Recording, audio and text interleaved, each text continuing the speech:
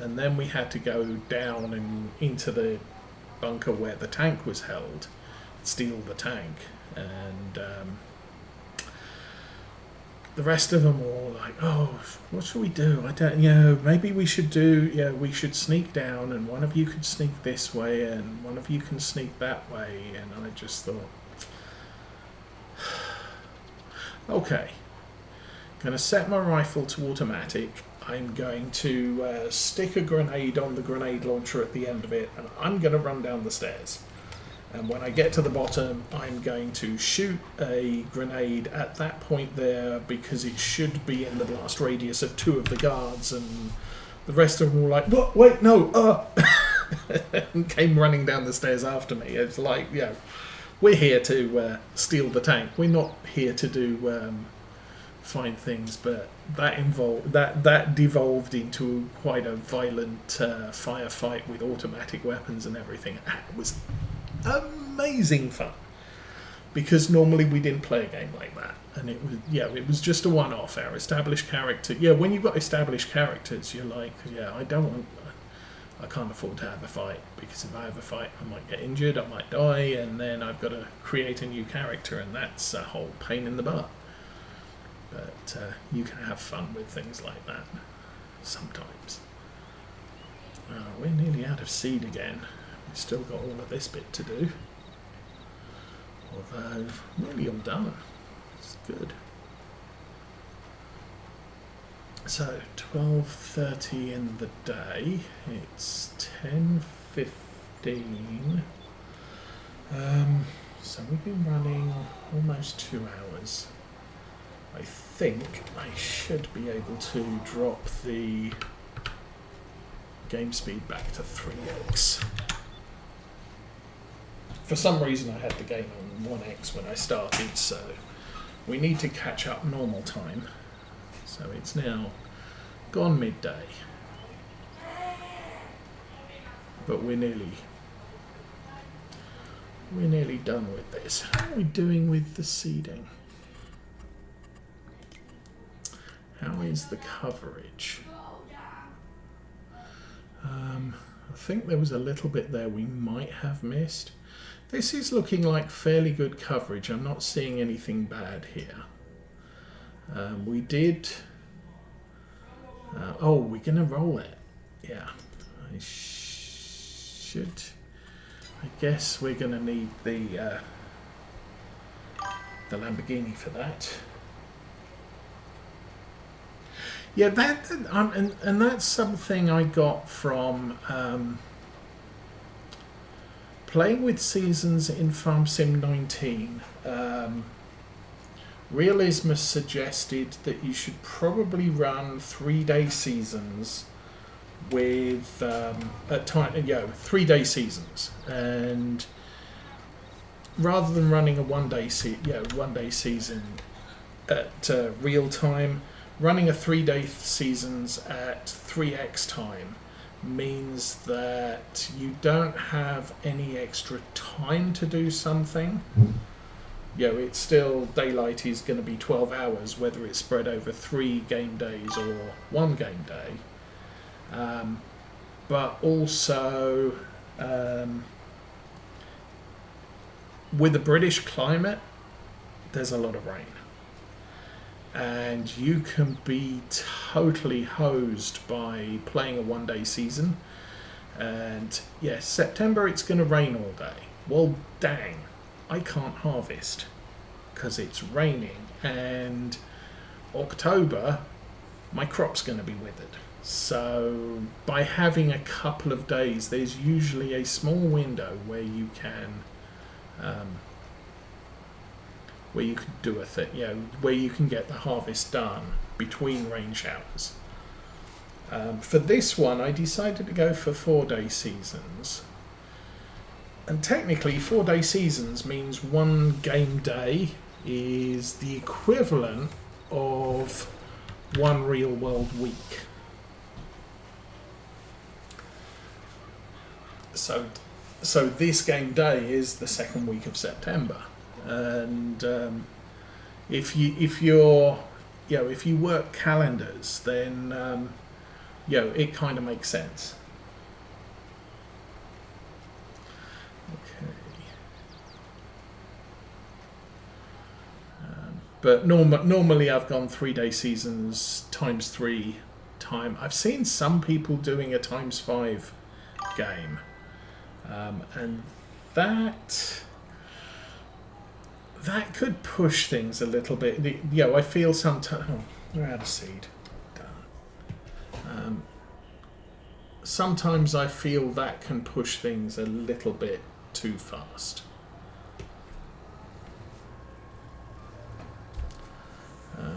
You're always feeling rushed, especially when they do a times 5 with 1-day seasons. It's like, 1 day of rain can be a total disaster for your farm, and there's no way for you to recover.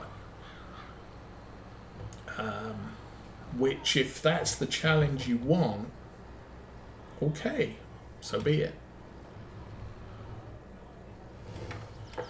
But, I know farmers, but I am not one. Oh, boo. Okay. I guess we can back that up. This probably actually does need to be unfolded, because then the platform and the stairs come out.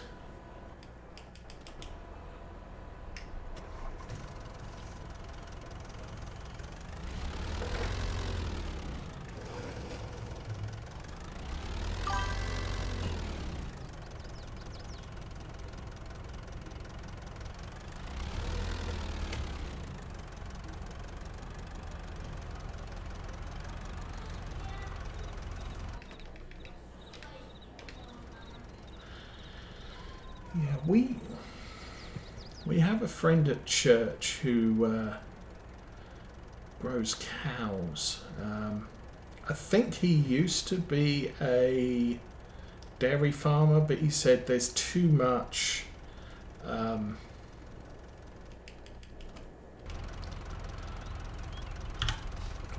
regulation that they gave up raising dairy, but they still raise beef cattle, and we usually buy one quarter of one every couple of years.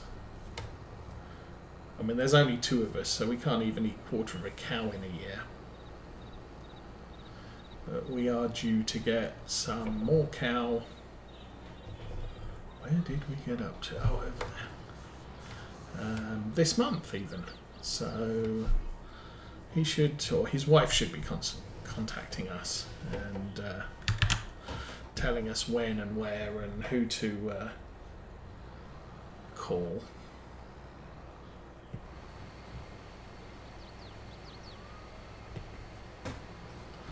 So, yeah. We actually have 2 freezers, so we've got space for the usual stuff that goes in freezers and space for quarter of a cow to go in the other freezer.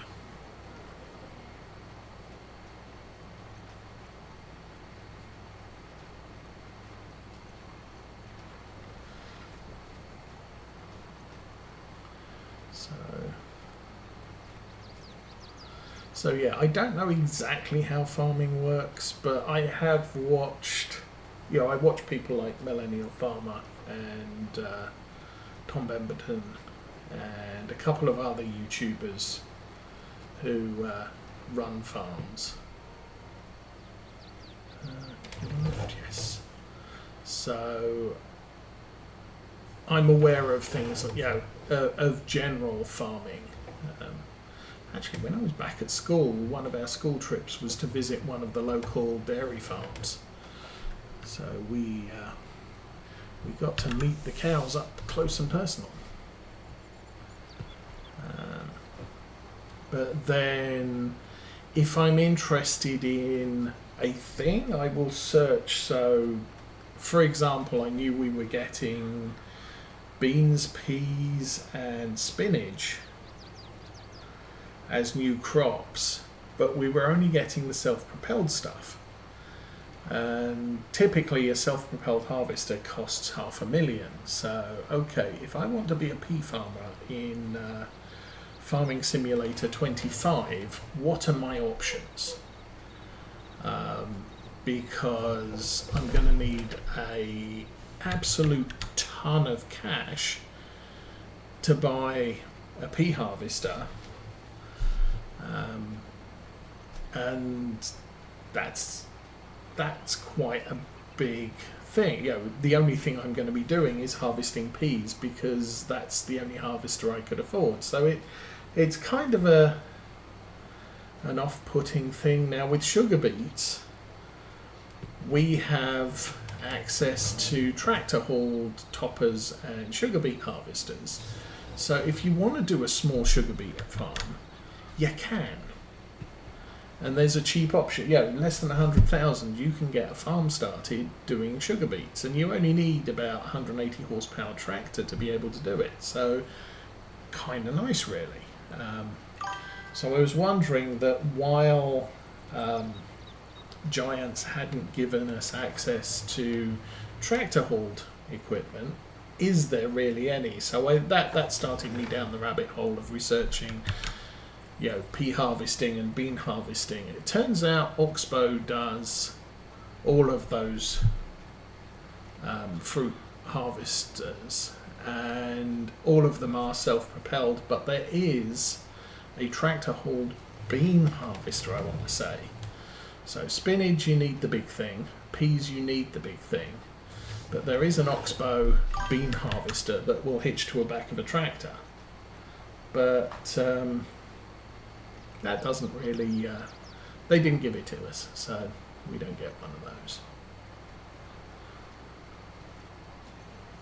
But I know it takes a lot. I've seen, what's it, Cole the Corn Star or whatever he is. He did a how much money do we make, and it was scary. Clarkson's farm. He's come out, and I think in the first year, even with government subsidies, he made about $40. After you've factored in the cost of all the fertilizers and fuel and equipment and crop loss due to weather and critters, and it's just, why would anyone? You've really got to have a calling to be a farmer. It's not, you're working all year until it snows, and then you're planning next year's start. You're still doing things while it's snowing. If you've got animals, then it's an all-year job. There's not much opportunity for vacations. And that's our farmer friend at church. He actually works the farm with his brother, so they can go on vacation, just not with each other. But, it's horribly expensive, it's horribly risky, it's hard work, and now we have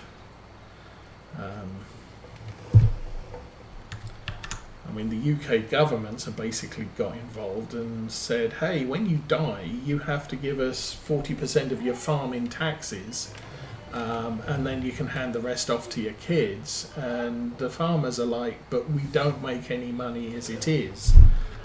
There are some years we can't cover,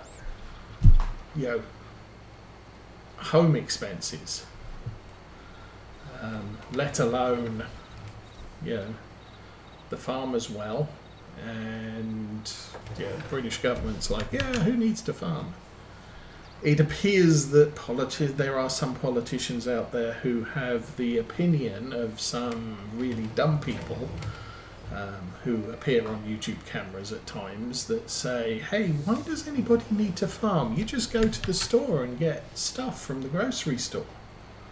It's just like, okay, where do you think the grocery store got their food from? But, Yeah.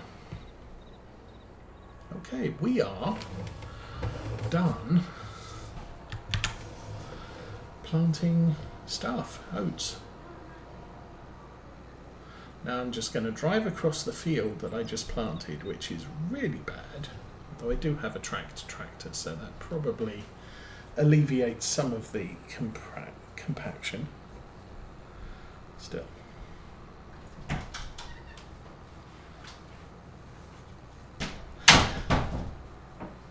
And it really does depend on how big the farm is. Obviously, the bigger the farm is, the bigger the risk, but the more affordable the work is as well. You know, if you've got a tiny farm, so someone with small tractors and 3 to 4 meter equipment is still going to take as long to, do their farm work as someone with millennial farmer sized equipment. But millennial farmer is going to harvest a whole ton more than the little guy with the 3 or 4 meter equipment. So 6,500 acres is. Oh, hello. I want you to grab the roller.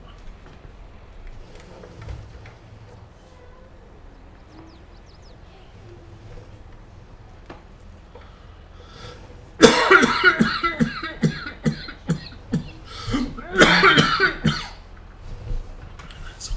Okay. Let's jump out and inspect this. So, is that a roller or a mulcher? I don't know.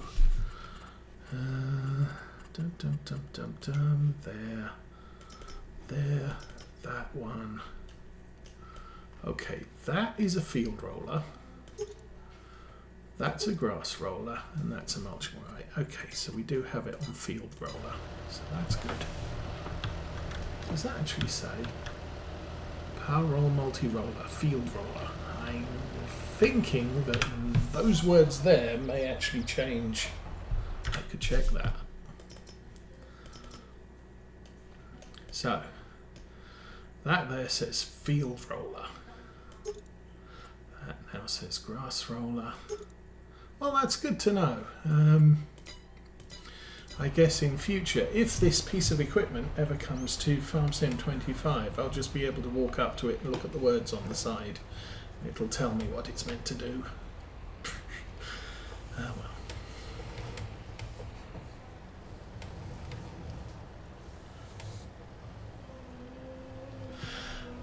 And yeah, that's the other thing. I mean, if there's, I know farmers who have, basically one family, and actually one of the YouTubers I watch is a single family farm. The kids help out.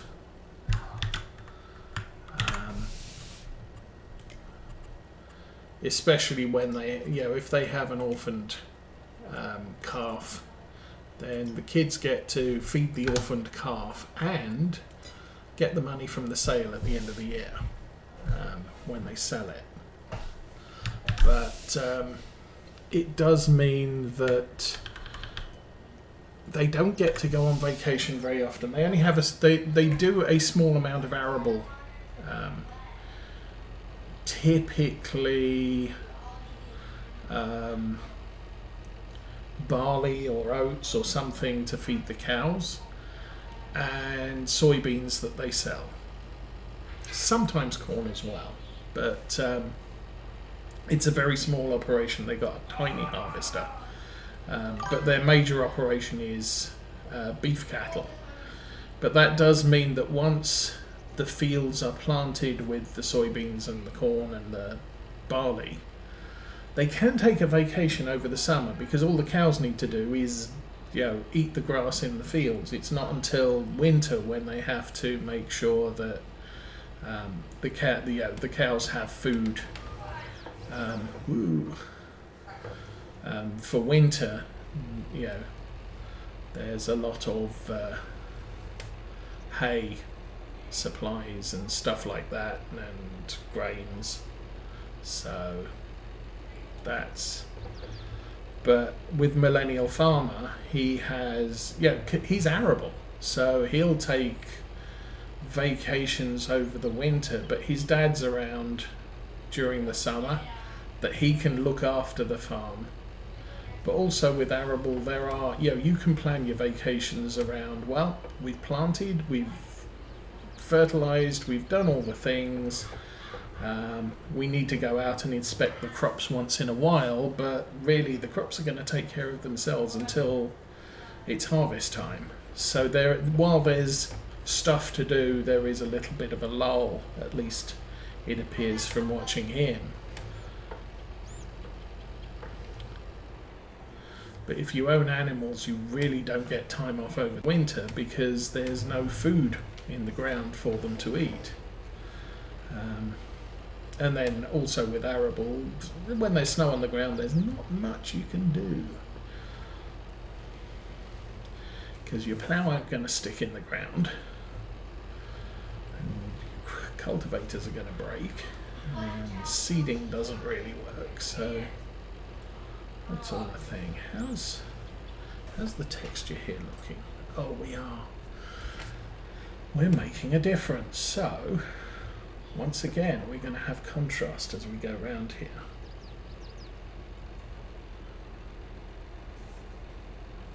I'm going to need to swing that out a little bit wider.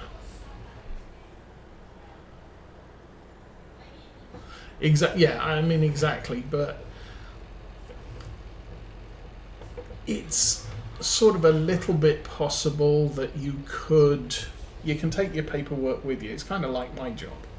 Or it's not like my job. My job involves me sitting at a computer all day, so fortunately there's other people in the office that can somewhat cover what I do.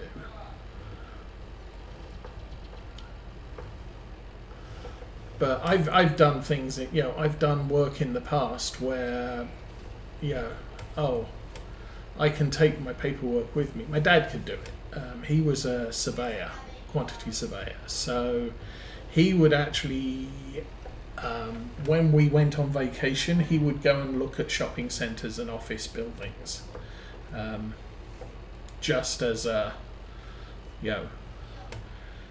almost an education thing for himself. Didn't turn the engine on the Magnum off. But yes, there's some jobs you can't take with you on vacation, but he would pack up work and